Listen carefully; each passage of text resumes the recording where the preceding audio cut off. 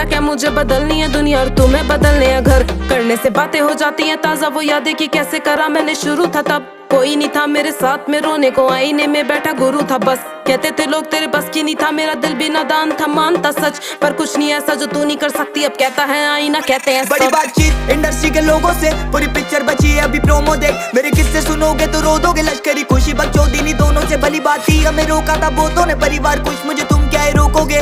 बिस्तर बना देंगे नोटों के अगर मेहनत को पैसों से तोलोगे। संगीत को सब किया समर्पित, लिखे दिल से गाने मेरे अमर गीत। बिगी पाक को सुन गया सफर बीत, मेरी बातें है रोनो मुकलर ग्रीट। मेरी माँ से पूछना मेरे बारे